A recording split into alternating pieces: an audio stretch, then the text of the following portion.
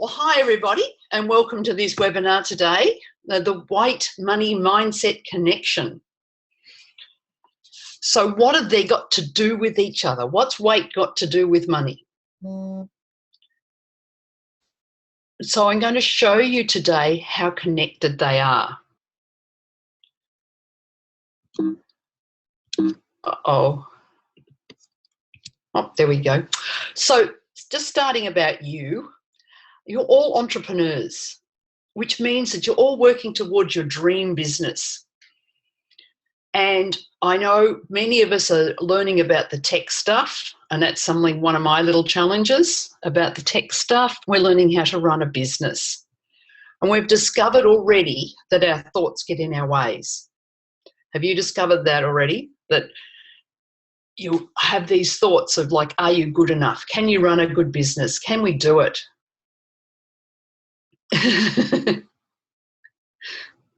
So Tash has just written, I was tempted to say, yes, I can see you. Thanks, Tash. So we're an entrepreneur, but we find that our mindset can get in the way. And maybe you're also an entrepreneur who dreams of fantastic health, because our dream isn't just to make money. Our dream is to actually have it all. And having fantastic health is one of them. But maybe you're overweight and you're really frustrated because you're just not moving it. No matter what you've done, it's just not working. And again, you've probably found that you get in your own way, that there's things that you do that sabotage your own efforts. So just like in business, we go to do something and then go, oh, maybe I can't do that, and back away. Or there's lots of examples we're going to go through today about the way in which, as entrepreneurs, we do our business and we do our health. So I just want to talk a little bit about me. I think most of you know me, but just for those who don't, there's one or two here that I mightn't know so well. So first off, who am I that I can even talk about this sort of stuff? I know that you know me as the money mindset person, and I've talked about money quite a bit. We have a number of investments, both in housing and in shares, and that's where we get a number of our income for the last number of years. But I'm also a mother and a grandmother, and that bunch of kids up in the corner there are actually my 8 children. A couple of years ago now, but yeah, they still look like that. And I'm actually now up to 10 grandchildren. So I've had 2 more grandchildren this year. I love travel and adventure. And for 12 years, I owned a health food shop, and I've owned a number of other businesses as well. And I've gained lots of qualifications, in particularly in the health field, as a naturopath, as a nutritionist, and as an EFT practitioner. For the past 10 years, I've been running my own personal training business. And I'm one of those weird people who actually enjoy exercise. I really like it, and I really encourage everybody to get into exercise. And, of course, feeling good. I love feeling healthy. But despite all of this, I've struggled with my weight. So this cute little kid on the side there is me at about 4. I was a really chubby child, and I got teased in my family. I was told I was fat, and I believed I was fat. And so all the way through my childhood, I had this belief that I was fat. I remember a time when I wanted to learn ballet, and my father said to me, "You're an elephant. You'll never be able to do ballet." And it's one of those memories that just stays with you for life. And it hurt. It hurt at the time, and I just had this image of myself as fat. Lucky for me, I didn't hear about dieting until about 1984. And that was after my 6th child, and I was feeling fat. I was still feeling fat. I actually lost my weight in my teens just automatically. So for all of my teens, 20s and 30s, I actually wasn't fat, but I felt I was. And so this photo on the right is actually me after my 6th child, after my very first diet. So after the 6th child, I was I had gained some weight. I had the last two very quickly, and life was getting pretty tough, and I'd gained some weight. So I went on a diet and I lost about 15 kilos. But I, believe it or not, in that photo, I still thought I was fat. And I still had a goal of losing 3 more kilos. I look at that photo now and think, gee, that person's skinny. So I grew up believing I was fat, thinking I was fat, always wanting to lose weight. And it stayed with me. And that's what we're going to learn about today, this link between our weight, but also the link between our weight and our income. And it all comes back to this mindset, these thoughts.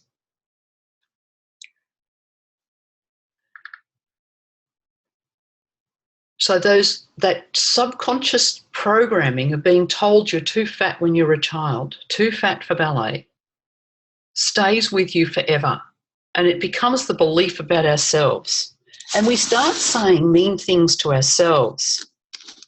So we'll say things like, I'm fat, I'm ugly, I'm hopeless, I'll never be able to do those things, I can't do anything. Because that's the sort of stuff that people said to us. And it's going to stay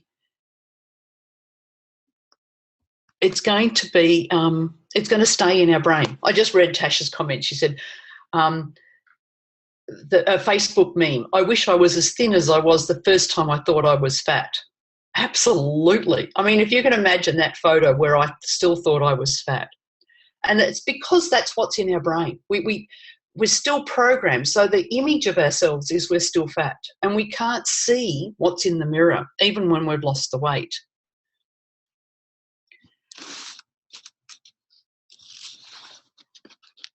And so we develop habits in our life. We develop the thoughts. So our thoughts, so the thoughts like I'm too fat, I'm too ugly, I'm hopeless, I can't do it.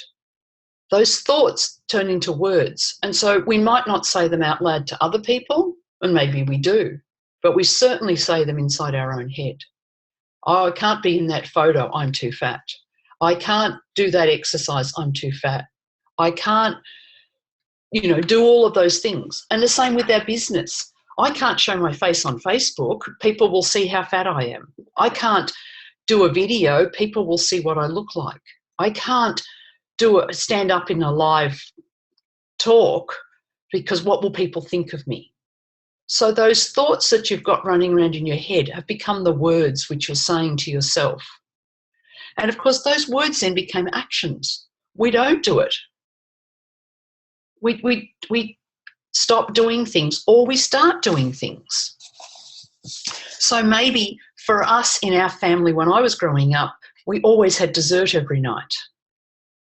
And we had big parties, big family parties, and food was a really big part of it. In my family of origin, food was the way you showed love.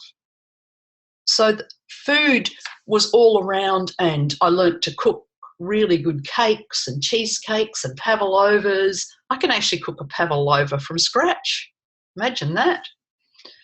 And so all of those actions are part of what becomes our habits.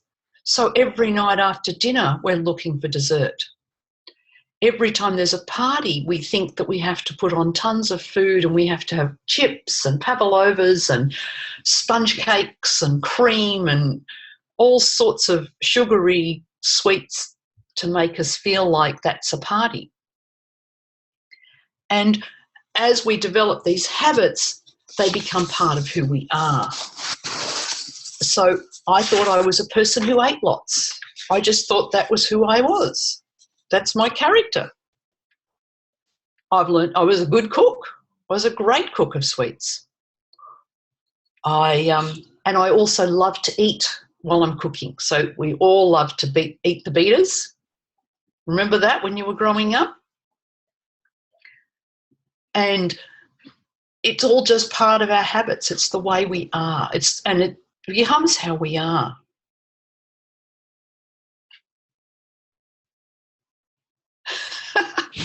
Caitlin's just said, is it wrong that I've just ate 4 squares of chocolate while listening to this? We're going to get on to how sometimes talking about weight and talking about all this stuff is actually quite stressful, because your subconscious brain is going, no, no, no, no, no, don't listen to this, don't listen.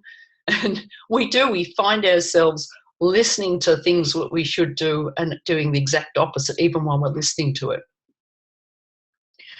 Caitlin says, my heart aches in hearing all the ways that we think that we're not the right size. We are so mean to ourselves, and we say such horrible things.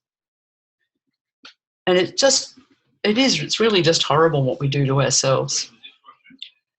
So our character, so our thoughts are becoming words, and our words become our actions, and our actions become our habits, and our habits become who we are, which of course then leads us to our destiny. The problem with me, well, in my case, and I think we just said, someone here, Cherie, said that, yeah, her mother had struggled with her weight her whole life.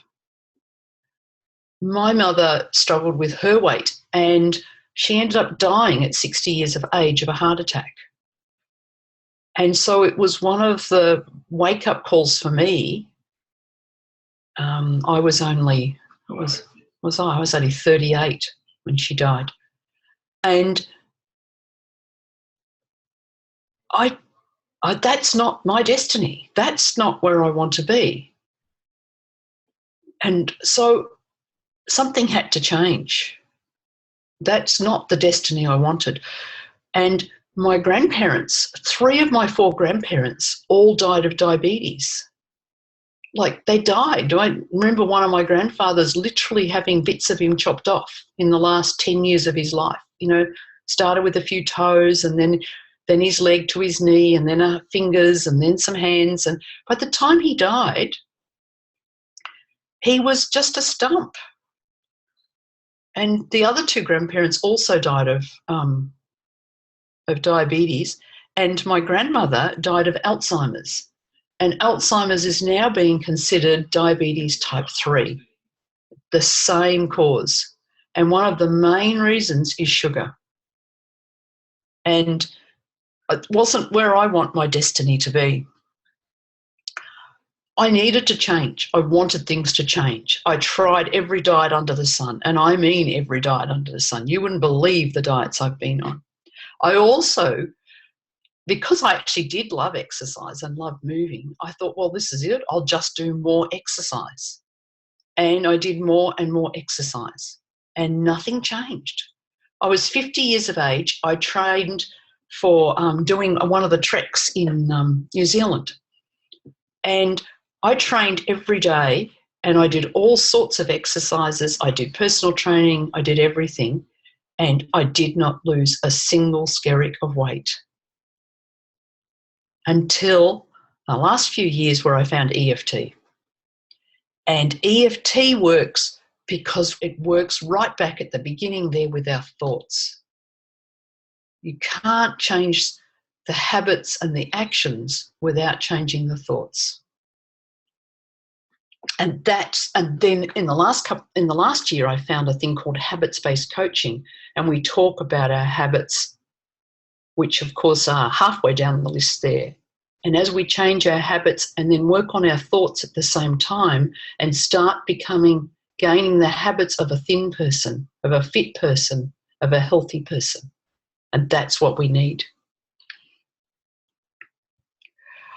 So what are you going to do if you do not address this mindset? If things don't change, what's going to happen? Well, for those of you who are only in your 30s and 40s, dying at 60 is what happened to my mum, and Caitlin says her mum did too. It's not a good prospect. Although we try and encourage everybody to accept overweightness as part of society, we don't want to ostracize people who are overweight. We don't want to criticize people who are overweight. Absolutely. On the other hand, it is a predictor of death. And that's really sad. This is not what we want for our destiny. It's also the predictor of heart attacks, of diabetes, and aches and pains. I still work as a personal trainer, and one of the things that people are constantly complaining about is their knees and the number of people that end up with hip and knee operations.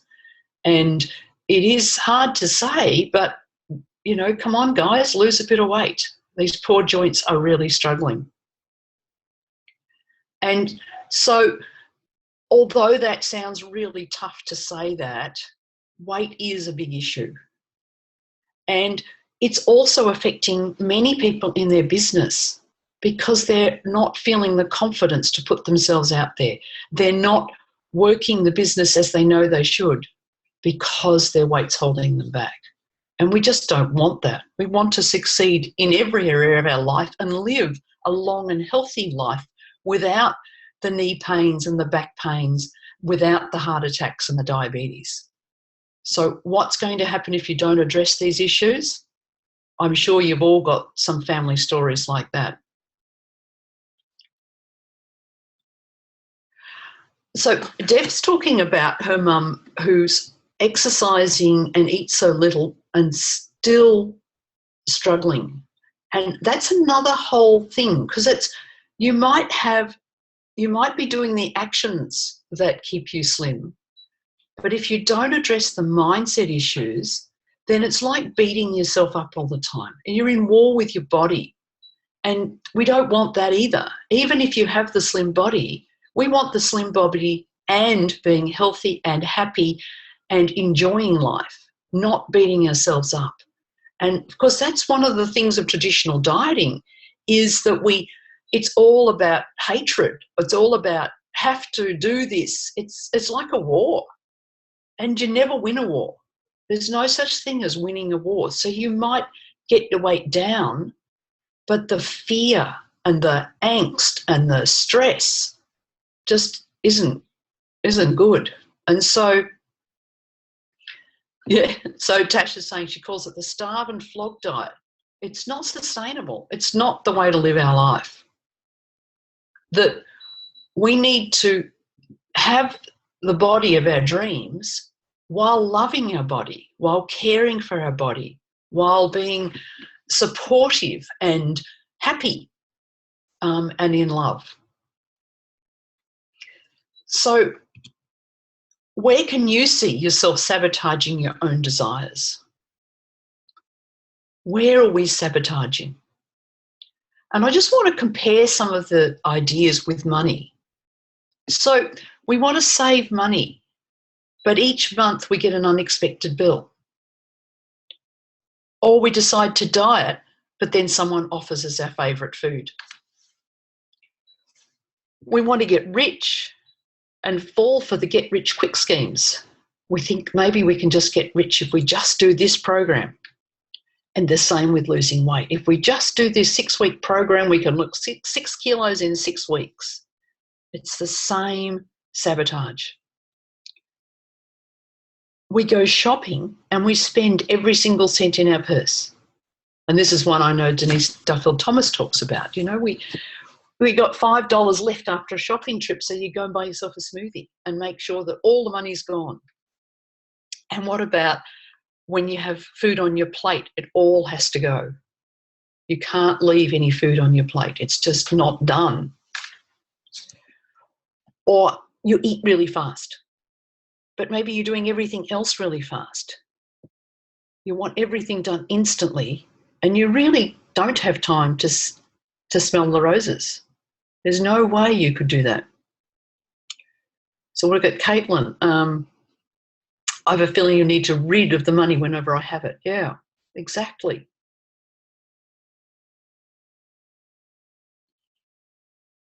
What about all or nothing thinking? So you're either going to be exercising for 2 hours every day, or you're not going to do any. You're going to be on an absolute strict diet on 1,000 calories for the day, or blow it, you're going to eat whatever you like. So Tash is saying she's a total all or nothing person. Extremes. That's not love. That's not love for your body. That's not love for your business. But it's the way many of us operate. That's right. So we're either fully dedicated or we're taking the day off. That's right. What about tracking your money? How many times do you think, oh, I can't possibly write down every single day what I earn? And so when someone says, let's track how much you're eating, you're going, no way, I'm not doing that. And all of this emotional blockages get in the way. The emotional spending, we all know that one, when life gets tough, let's go spend the money, or let's go eat the chocolate bar. Absolutely the same mindset issue. There's also one of not eating, right? Life might get stressful and we're not going to eat and we're not going to spend the money. So you could have it the other way around. Well, one person was talking about when life became very difficult financially, they put all their energy into their fitness and their weight. And I've seen that one too. It's like, I can't control the rest of my world, so I'm going to control my weight. And it's still the same thing. It's like that need to control, that need to make something work in your life. And it's again done out of fear. It's not done out of love. Avoid working on your finances. And of course, avoid working on your exercise, because, well, they're both boring, aren't they? Deb's saying, yep, tracking food's probably on par with blocks about money tracking. It's so these are all the ways that money and food are related, and they're all part of our sabotage. And then there's the beliefs that go behind these. So why are we doing this? And it's actually to do with the beliefs. So the ones I was talking about doing things out of fear. We have to control. What if I screw up? So let's control it. Let's do the things and keep it all in a tight. What if I'm truly a failure? Are we asking, are we really a failure? Am I really valuable? Am I worth doing this? Am I worthy enough? Am I okay? Maybe I'm the only one who thinks and feels like this. Am I alone?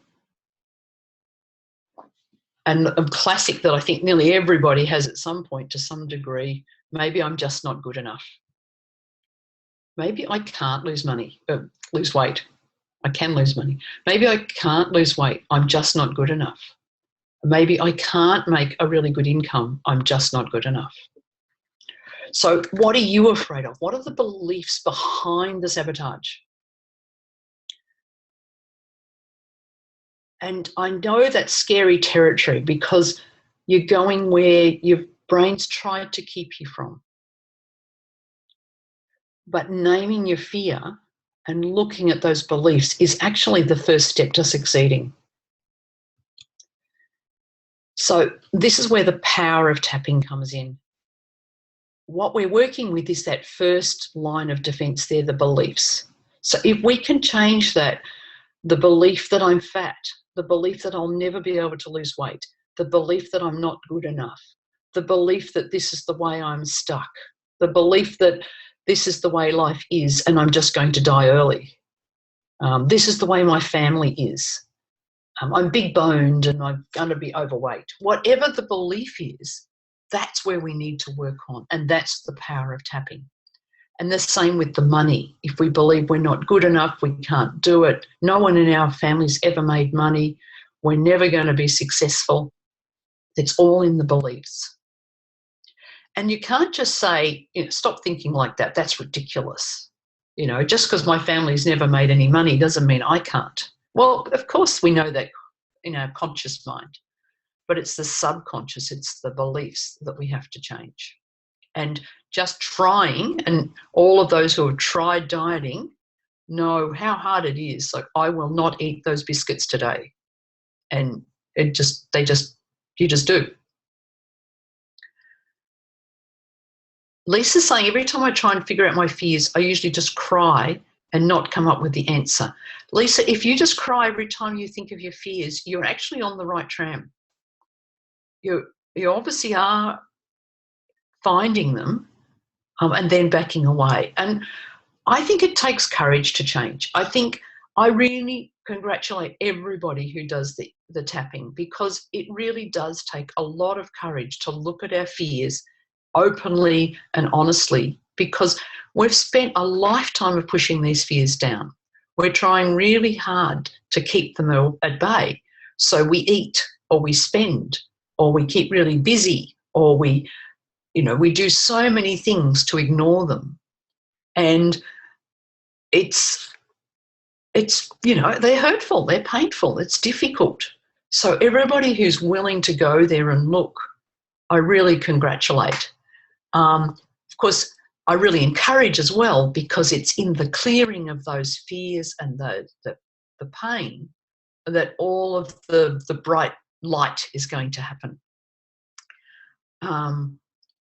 So yes, our wounded inner child is scared.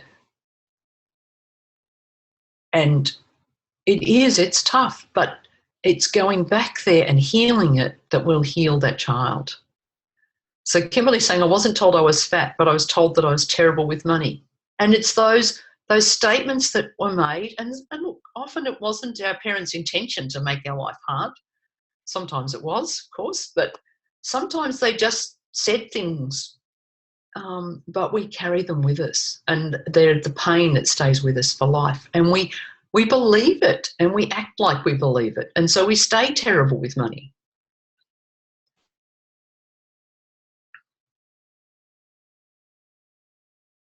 All right. So tapping can clear the old stories. And it's the only way I know that can clear those old stories. Everything else we do is covering them up. Everything else is about putting a layer on top. But those old stories, those old pains is still there. So Cherie's saying she remembers kids at school used to call a big bum. And you weren't even fat. That's right. I mean, sometimes sometimes people are just cruel just cause. But it stays with you. And even though you're looking back on photos, you think, what were they talking about? Unfortunately, the belief system stays there. And of course, not everybody was fat as a child. Of course, some of the weight comes later. And again, there's can be belief systems. So there's certainly a belief system in Australia that says as we get closer to menopause, we'll gain weight. And, there's actually no truth to that statement. And yet it's one that we believe. And other things like the stress response as we get into adulthood can be causing those triggers. So what is EFT? For those who don't know, EFT stands for Emotional Freedom Technique, and we'll often call it tapping because we actually tap on the acupuncture points on our body. So on our face and our body, and we're tapping on these junctions, and by tapping in these spots, we actually send a message to the brain to calm down. So when you were told as a child that you were fat, when you thought that someone was hurting you, when you felt that there was scarcity in the world, it created a stress response in the brain. The brain is trying very hard to protect us. And it's like a little smoke detector goes off and goes beep, beep, beep, beep, beep. Somebody's trying to hurt you. And we do this protective response. And so when we tap, we're turning down that alarm. We're changing it so that we're saying to the body, it's okay. You don't have to do this to protect me anymore. And weight is very much about protection. So Caitlin's saying, yes, it's a skinny child, but in her 30s, lots of stress, we put on weight. It's our body's way of trying to protect us. It's looking after us. It's doing the right thing by us. It thinks.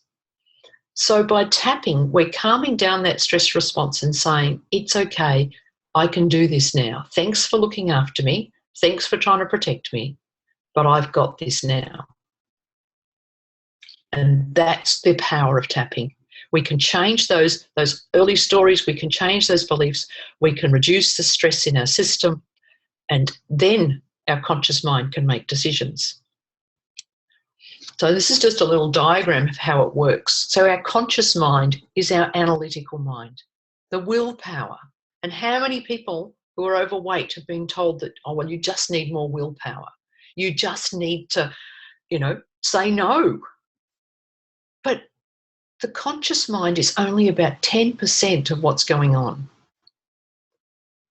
It's the subconscious mind where our emotions, our habits, our addictions, our long-term memory and our self-preservation, they're all sitting in our subconscious mind.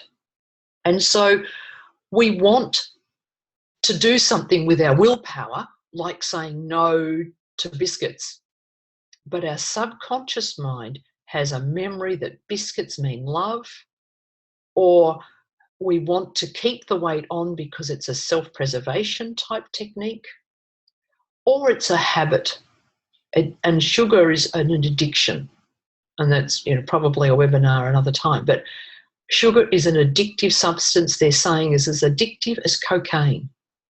So those are all sitting in our subconscious, and our conscious mind cannot tell the subconscious mind what to do.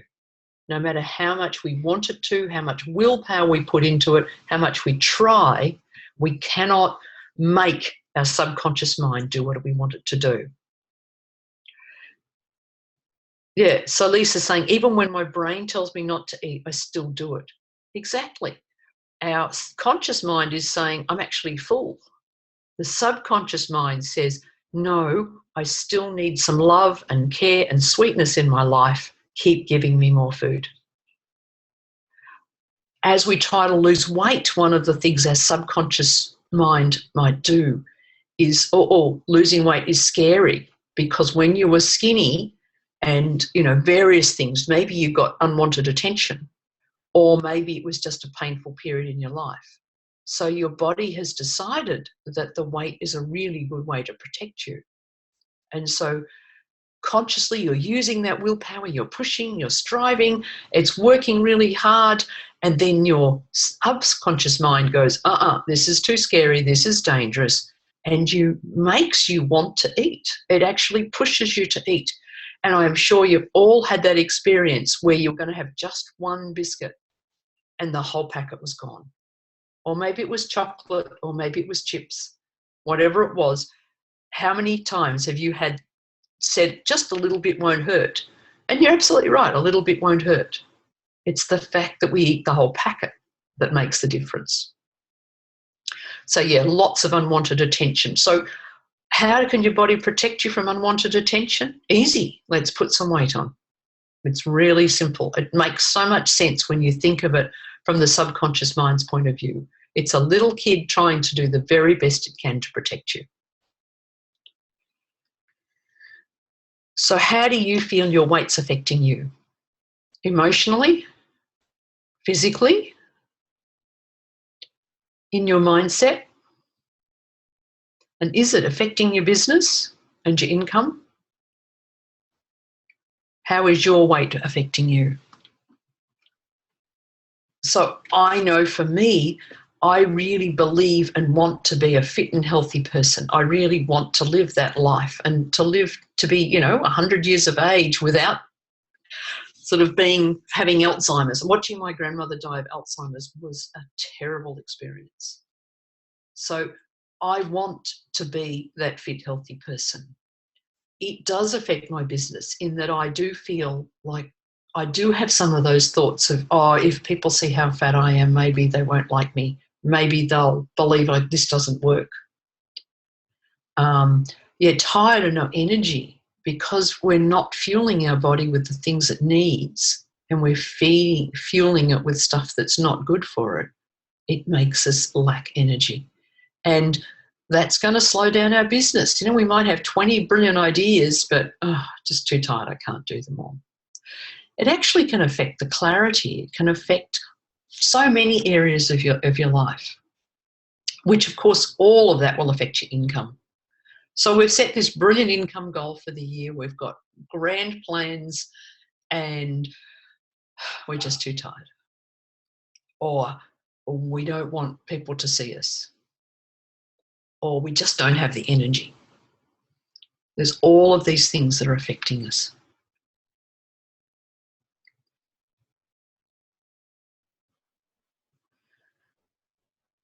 So just reading Tasha's post there, shying away from opportunities because I'm not comfortable in my skin.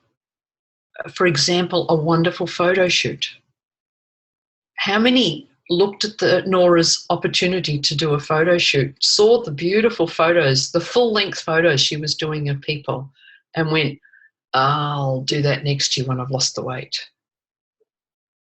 It's confronting to see a photo of yourself. I don't know whether we're actually fatter in a photo or what, but it is confronting to see the photos. And yet, when we look at the photos that other people have done, and you just think, yes, you know, how beautiful.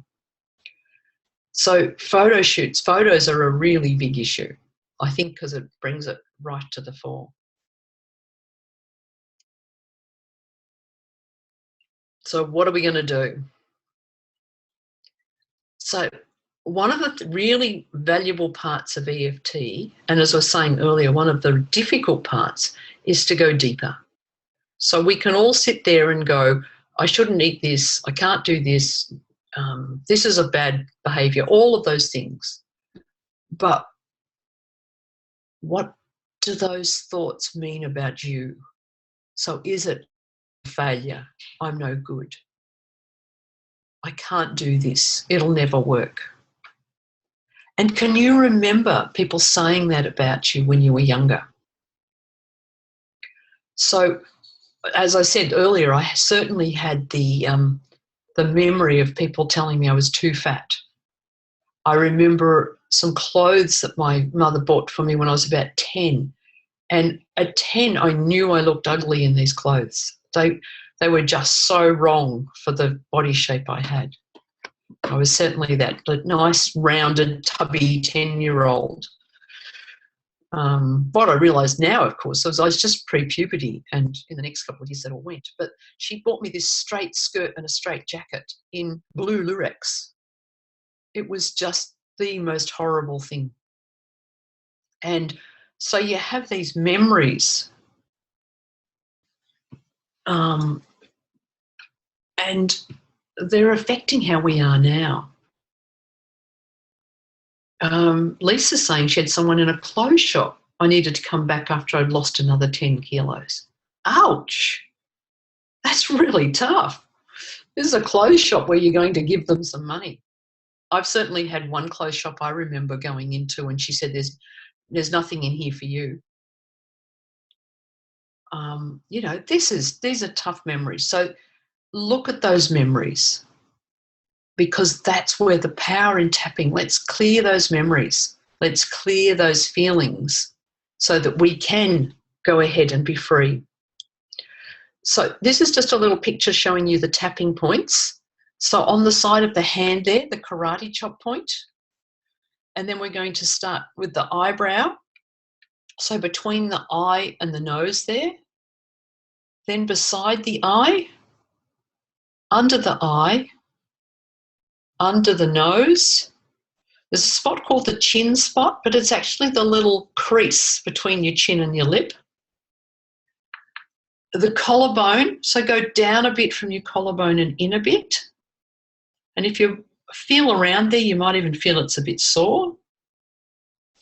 The underarm spot, it's literally where your bra strap goes under your arm, the top of your bra, and then the very top of your head.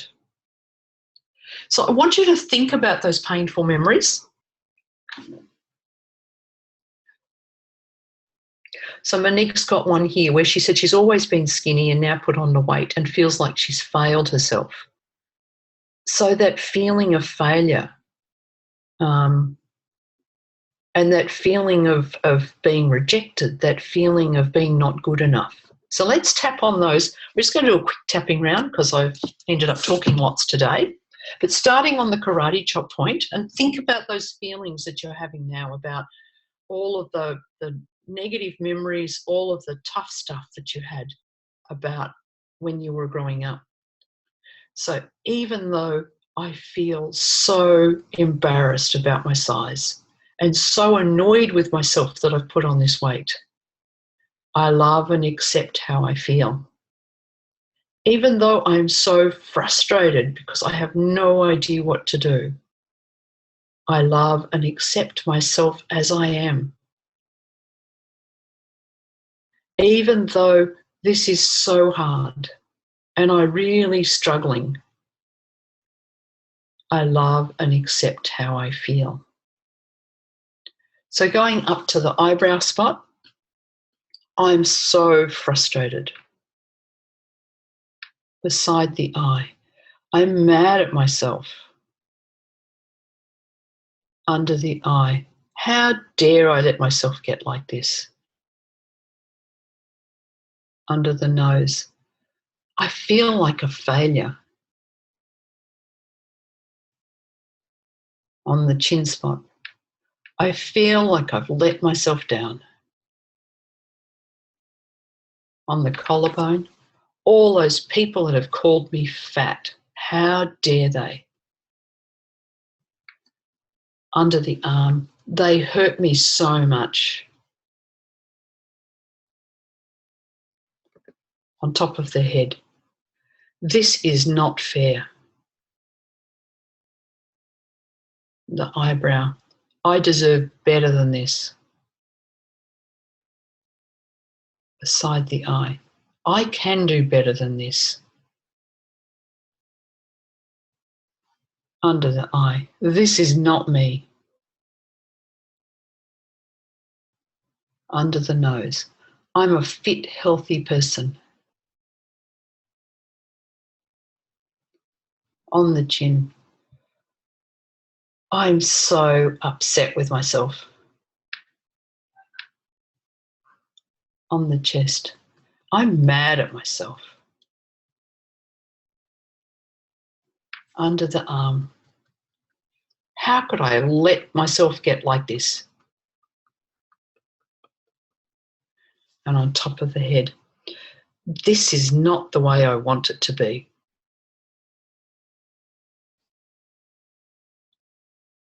And let's do one more round. We're going to do it on stress. So I feel so stressed. Beside the eye, I don't want to be so stressed. Under the eye, but everything is so stressful. Under the nose, everything stresses me so much. On the chin, I have to work so hard to make the money. On the collarbone, I have to work so hard to lose weight. Under the arm, and I'm so tired of working so hard. And on top of your head, it's time to let this go. I don't want this anymore. Okay, now take a deep breath and let that all go and have a drink of water.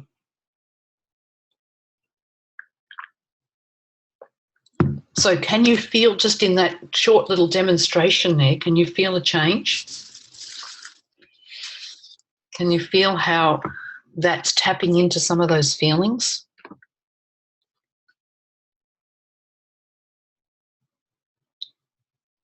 So Lisa's saying she feels lighter. It's amazing, isn't it? Just 3 rounds, and often people say they feel lighter. And I think there's a really good analogy there, isn't there, about if we can feel lighter emotionally, then the lighter body will come. That's Kimberly. So headache shifted already. That's fantastic. That was just 3 rounds. Imagine if we did another 6, you know. Monique, lots of yawning. Yawning's fantastic because yawning is a physical way of releasing. So it's quite common to yawn when you do tapping. It's also common to cough, sneeze, burp, I don't know what else, all of those physical responses. Oh, and tears, of course. And Cherie saying, I burst into tears. Everything you said just resonated with me. That's beautiful, Cherie. I'm so glad. Tears are actually really good because, again, like the yawning, it's a physical release. And although we're taught not to cry, it's actually a really, really good thing to do. So I'm pleased that you've got some feeling even that. Oops, that was the let's tap. There we go. So any questions anybody's got for me about this? Sorry, you can't stop. Okay. So it's really important to keep tapping. And I actually find writing as well. So look at what it is that's, what words did I say that really prompted that, and keep tapping on them. And if after this call you're still crying and feeling upset, then message me and we'll work on it, because I certainly don't want to leave anybody feeling upset after a short tapping round. So please message me afterwards, Cherie. Matter of fact, I'll check on you because I don't want anybody to feel left. Cherie Line. Yeah, because that was really just a demonstration. And obviously when I work with someone, I work with someone for an hour, I would never leave someone upset and crying. How do I come up with the script? So that's a really good point. What we do is, Tash calls it freestyle tapping. So what we're really doing is saying what we feel. So on the internet, you'll find lots and lots of scripts, and you'll see lots of people doing videos and webinars and giving you tapping scripts. And they're a really good way to learn it and to start, but they're not your words. And so many people say to me, I've tried tapping, it didn't work. It's because they tapped on other people's words. You have to tap on your words. So I was trying to use words that I had seen people use in the comments, and obviously some of my own words that I know are fairly common. So it's really, use your words, use the feelings, and dig into those feelings and find out what they are. So Tash is saying, Cherie, that, she likes to get into the shower. So the water rushing and washing away all those feelings, it really helps to... I like that, Tash. Just like Dory, just keep tapping, just keep tapping. It's the way through it is to keep going. So if you go and eat now or do other things to push the emotion down, then that's all you're doing, is pushing the emotion down. It's still there. Let it out. And that's why I'm saying, I'll make sure that you're all right afterwards, because it's really important to let it out. Love freestyle tapping expression, Tash. Yeah, it's not mine, it's Tash's expression. But yeah, it's a good way of saying it. We're freestyling it. We're saying what comes up, the feelings. All right. So obviously I have a wonderful program that I'm going to offer you right now. And I really do hope that you got the message that by understanding and changing your habits, you're going to lose the weight and change your life. So it's change the thoughts, change the beliefs, to change the habits, and that's what will change your life. You can't do it backwards. So we can say anything at any time. Yes. Yeah, basically exactly what you're feeling. So really go with what you feel and really get into the feelings. So swear if you're a swearing person, go, I hate this, and put emotion into it, because it's the emotions that we're clearing. So don't just, that's where I think some of the tapping scripts go wrong. It's like, I don't feel abundant today. I don't feel very loving today, And it's like, that's not how we talk. We talk, this is shitty. I'm sick of this. I'm fed up. Really get into the emotion. So I hope you've understood that, that I've been able to show you a little bit today about how both our money and our weight are related to our habits, and our habits are related to our thoughts. We change our thoughts, we change our habits, we change our life. So yes, my goal for this year, Tash, is to work on both the health, weight and money all at the same time, because they are so related. So I'm offering this exciting program, and it's called Health Matters. And what I'm going to do is I'm partnering with an organisation called Precision Nutrition, who I trained through a number of years ago and did my nutrition degree. And they've come up with a program, a year-long program, where they teach a new habit every fortnight. Now, these habits are not weirdo, wonderful habits. They're simple things like eating more vegetables or drinking more water or getting more sleep. So they're really good health habits. And the idea is that we're going to work on one habit every fortnight, because if we try and change all our life all at once, it's too much. It's way too big. If we work on one habit at a time, then we can just concentrate on that for the fortnight. And as part of the program, there will be an email every day about that habit. So some tricks, some clues, some ideas, some reasons why it's good, and some journaling activities for you to think about why this is a really important habit for your health and your weight. And every day you will get something as a reminder of that health habit. And on top of that, what I'm offering is the EFT coaching, because as we've talked about, it's not just about the habits, but it's about the thoughts that go behind the habits. So at the beginning of every fortnight, we'll have a one-on-one coaching session, just you and me, and we will talk about the habit, talk about what resistance you've got. And so if I say drink more water and you go, whoa, I hate water, we'll talk about that, but we'll also tap on the resistance. We'll tap on where that thought came from and what you're resisting. And we will also obviously go into previous issues, anything that's holding you back. So the very first tapping session we do is along the lines of, this won't work, this is silly, nothing ever works for me. All of those beliefs that we have, because we've all failed at losing weight.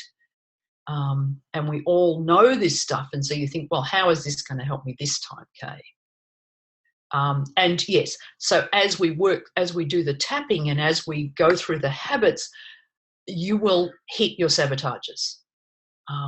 So one of the ones for me in the course was you have to eat, I can't even remember it because it's eat slowly. And do you know how hard that was for me? Matter of fact, they even suggest you eat slowly and don't do anything else but eat. We all eat at the computer, right? Everybody does that. And when I asked around, it was the skinny people don't. They actually take time out, go and sit on their veranda and eat their lunch. But the sabotage, the feelings I had about sitting down and just eating, and the mind monkeys that came up about, I can't do this, this is not fair, I shouldn't have to do this, all of that sabotage that came into my system. And that's what we'll tap on every fortnight, because every fortnight you'll have a nice list of those sentences that have come up in the time as you've been reading these emails and encouraged to do these habits. So the habit-based training is fantastic, but to put it with the coaching so that we can deal with that belief system that's behind the habits.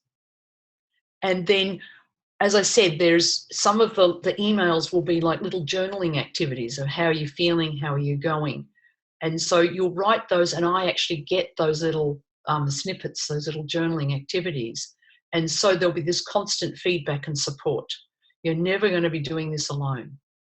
And I was so excited about this program because, you know, having done every diet under the sun, one of the things that was missing was that somebody to talk to. That's that frustration when you got it wrong and what do you do now? When you sabotaged yourself, the thought patterns that came up, And so to have that one-on-one coaching to go with it, that support and that encouragement on top of the daily emails and the daily encouragement, I just think I'm really excited about this new program. So the early bird price is open now, and it's $3,450. This is for a year-long program that covers both the PN coaching, which is the daily emails, and my coaching, one-on-one EFT, for a whole 12 months. We will work on both your mindset with weight and any business issues that come up, because, as we said before, they're so related anyway, and they often go back to memories from childhood. So you will find at the end of this 12 months that not only has your weight improved, your health will improve, because these habits are health habits. They're not really, we're not going to give you a diet. We're not going to say you must eat this and you shouldn't eat that. It's all about making your own owner's manual. It's all about deciding and figuring out what's right for you. So it's not a diet.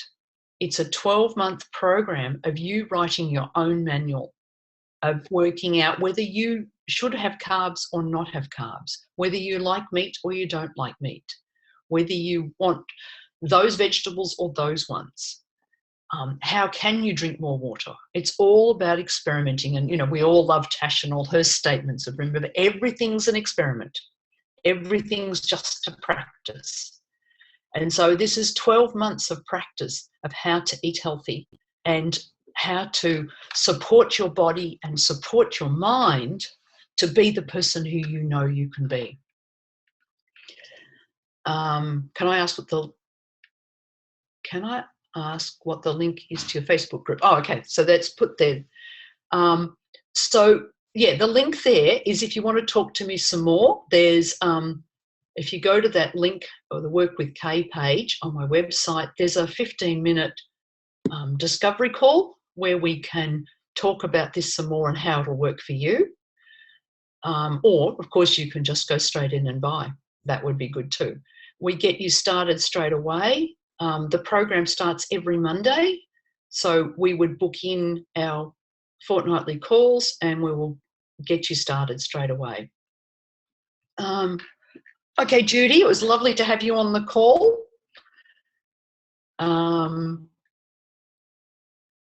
Doesn't have a public Facebook group. I'm actually going to talk to my coach Tash and ask her about that. Would people like a Facebook group to go with it or not? Certainly happy to run that to get more support and encouragement for people.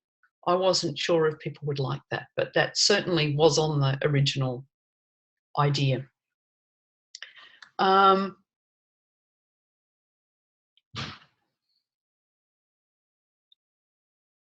So yeah, Tash, if you want to talk one-on-one, obviously book in a call and we can talk about it. So how it's going to fit in with your life and what you're doing. I am not going to be pushing exercise with this course because I really think it's a lot about eating. But obviously, I'm a personal trainer. I really believe in exercise. So I'm certainly not saying don't exercise. I'm just not putting that in the course as well. So if you've got something else where you're doing some exercise program, I think that's a fantastic idea.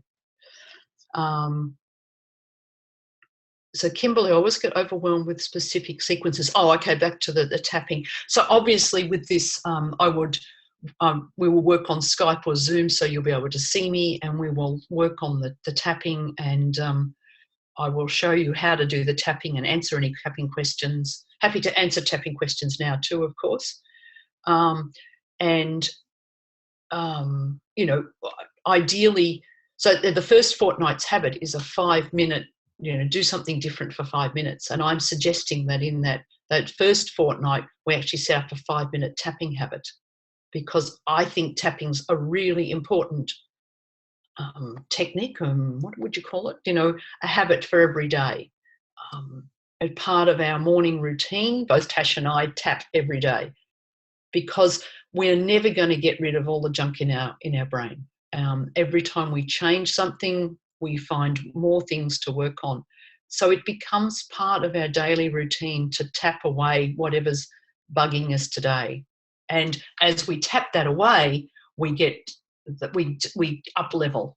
And then, of course, it's like peeling the onion. You take off that layer and you find some more. But it's a really important daily habit, and it's the first one we teach in the course.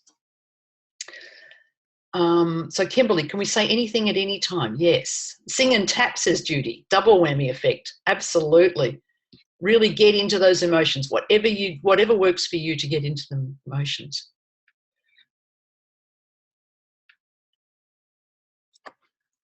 Tash did the maths. It works out 69 sessions per one-on-one session.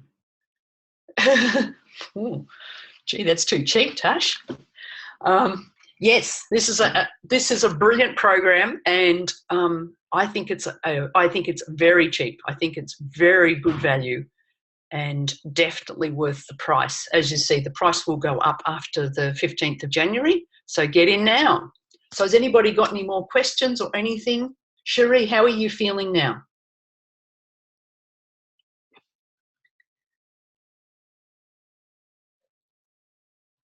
Is there a payment plan?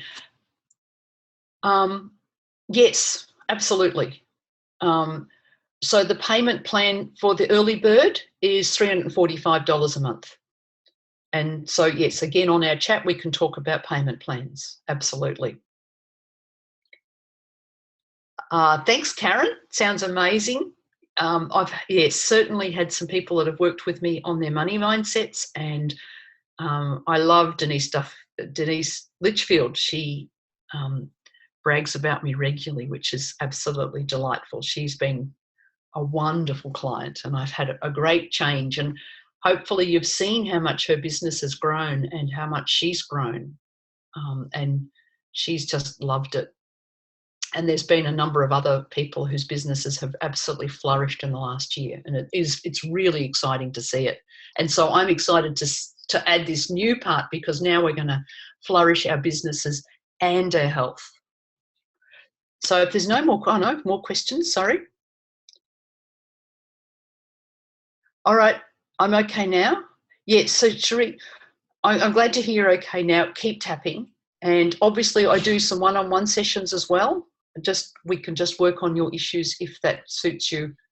I certainly, please don't ever just stay in a distressed state after any of my webinars or any of my calls, anything. Either keep tapping or contact me. Yeah, it's been very exciting to be part of Denise's growth. It's lovely. Thanks, Caitlin. Thanks, Cherie. Well, I love you all. It's been wonderful to chat to you. I hope you've enjoyed learning about the weight money mindset connection, and I look forward to talking to you soon. Bye, everybody.